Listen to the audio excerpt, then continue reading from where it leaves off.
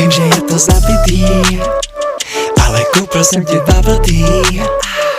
Ty si ho ani nevypil, asi si mě nevajbil.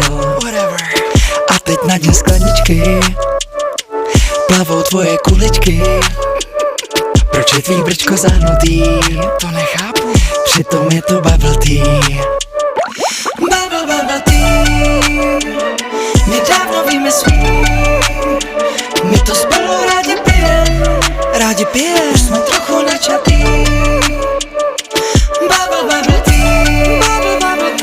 Už dávno víme svý. Takhle my se tady žijem. Dva plišáci chlupatý.